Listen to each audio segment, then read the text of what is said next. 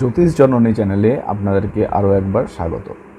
তো আজকে যে বিষয়টা নিয়ে বলবো সেই বিষয়টা হচ্ছে, যদি কারোর জন্মকুণ্ডলিতে D1 চার্টে মানে লগ্নকুণ্ডলিতে শনি এবং রাহু একসাথে ক্লোজ কনজাংশন করে বসে থাকে, তাহলে তাদের রেমেডি যাই হোক না কেন, তাদের কেরিয়ার স্টেবিলিটির জন্য তাদেরকে তাদের বার্থ প্লেস মানে জন্মস্থান থেকে অবশ্যই দূরে যেতে হবে এবং সেখানে গিয়ে তাকে বসবাস করতে হবে।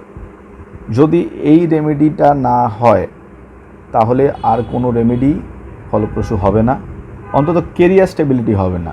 তাই যাদের শনি এবং রাহু একই ঘরেতে ডিগ্রিগতভাবে ক্লোজ কনজাংশন করে বসে আছে, আবার বলছি ডিগ্রিগতভাবে ক্লোজ কনজাংশন করে বসে আছে, একই ঘরে বসে থাকার মানে এই নয় কি তাদের ক্লোজ কনজাংশনে থাকবে, কিন্তু তাদেরকে ক্লোজ কনজাংশনে থাকতে হবে। সেই হিসাবটা করে বার করতে হবে, বার করে দেখতে হবে যে তারা ক্লোজ কনজাংশনে বসে আছে কি না।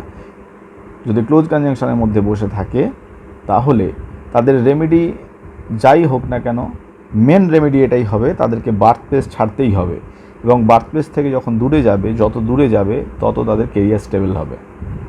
ধন্যবাদ।